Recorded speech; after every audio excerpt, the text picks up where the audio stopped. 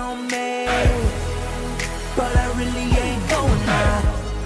I know you bad and you got it, banging eyes and a beautiful body. If loving you is right, let me be wrong, and if you're trying to love me, I'ma be gone. I should say no, no, no, but my body's saying go, go, go. If it's wrong or right, I want you tonight. Once pre-production was all nailed down, we were very excited for production to begin, and we felt really well prepared. I remember Thursday we started working with the project. We went to this warehouse and we actually checked 2 places out and trying to decide which one would work best, which one carried the best mood. We decided on the location, and from there we began to set up all of our props. We basically had to bring the look that we wanted to bring to the place. We had to bring in our own furniture and decorate the way that we wanted to. And it was kind of a great way to do it at the location that we picked because it's already empty. We also decided to mix in some of the elements that were just laying around the warehouse. There was a huge ladder, an old set of metal lockers. And so what we decided to do was use those elements in the background and then just accent light them. We just kind of went straight from setting up straight into how we wanted to start shooting.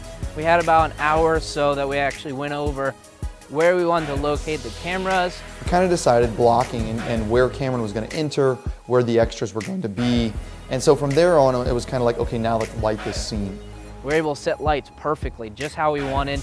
And there was actually, it was kind of creative, there was sockets all along the top of the ceiling, so we could plug in anywhere along the strip. It worked out really well. We were able to hang lights on that grid as well as power off that grid. It was almost like being in a studio. Once we were able to set up the location, get everything, we had to grab our gear. Some of the gear that we used was a 5D Mark III and a 7D because we already owned those cameras and we didn't have much of a budget. We used a lot of Kessler gear on this. We used the Hercules head, the K-Pod, the pocket dolly, the pocket jib. Nailing focus is really, really important. And when you're shooting with shallower depth of field, you really have to pay attention to your focus, especially if you're pushing forwards and backwards on tracks. Ended up using a small HD monitor to help with that critical focus.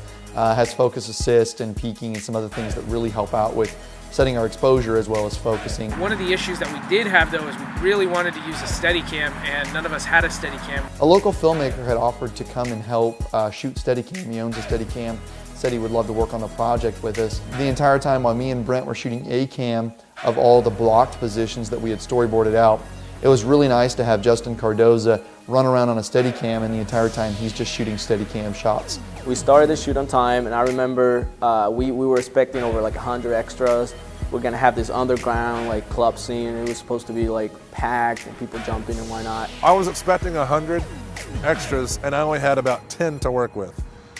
So that was interesting enough. We ended up having to bunch people closer together and shoot in a more confined area and move people so that in one scene they're in one area and in another scene we move them in the background of another area to make it appear more full. Luckily we were able to pull out, at least with those 15, 20 people there, kind of getting a larger feel. When you have extras, you need to plan for what they're going to be doing during downtime. And there's a lot of downtime when you're filming. Cameron brought in his own DJ, one of his friends, CEO, and he was able to provide music and entertainment for some of the people that actually did arrive. And so that worked out really nice so that they weren't, kind of waiting on us and putting pressure on us, to get to the next shot so that they could leave. Once we were done filming, we then had to pack everything up. The night went really well. Besides the fact that we didn't have enough people show up that we wanted, we were able to overcome those obstacles and still get a lot done very quickly. It's very important to myself and the crew that when we tell someone that we are going to be out of a location at a particular time, we mean it and we're going to be out. Filmmakers' reputations are based upon their word. And so we wanted to be out when we said we were going to be out. And we were able to meet that very quickly because of the extra crew members that we had. It wasn't just me and Gabe or Ben. There was several other people that just came in and really was a great help for us to be able to achieve our goal and our timing. Friday, we knew was going to be a monster day of shooting. Gabe wanted to shoot all of the other 6 or 7 locations, aside from the warehouse, in one day. When he told me that he wanted to do this, I thought that was crazy.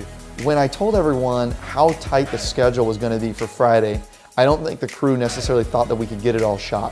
The following morning after we shot that night, we had to wake up really early. It was 5 o'clock. We wanted to hit a sunrise, and actually in this location here behind me is where we shot the sunrise shot. The next location that we shot was, we went down to a bus station in town, and we wanted to shoot, and it was supposed to be a flashback scene of when Cameron is coming back from a trip, and then the girl is picking him up from the bus station.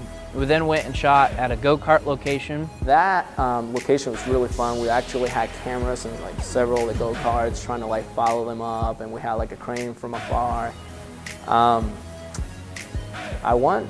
We were riding the go-karts, and I remember like at the end, like after we shot the scenes, we did this little race, and I beat Caleb and everybody else, and that made my day. The last location of the day that we knew we were going to shoot at was a parking garage that we had reserved and gotten closed down. So we shot in 2 locations in that garage, one and like kind of in between 2 pillars and these really cool kind of broken out glass behind them. We went into like another corner, and we used this ring light that we built, and that was really neat. It was the first time we used it, and we pretty much built it up from scratch, and it looked pretty good. After we were done, I know everybody was tired. Friday's shoot was a very long day, from 5 in the morning to I think we finished around 8 or 9 o'clock that night. And we ended up nailing all the locations right before the sun went down. And we were really, really happy with how all the shoots turned out.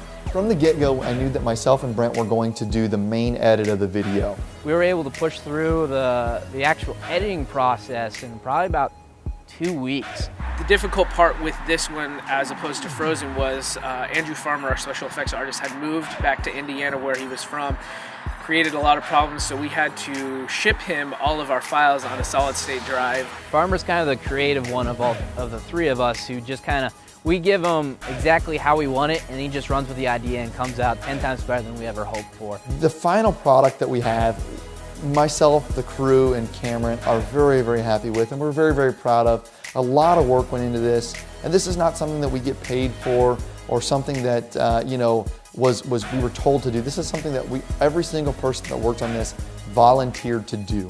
We really hope that you, the audience, enjoy the video just as much as we enjoyed making the video. But you're a bad girl, you're a bad girl, yeah.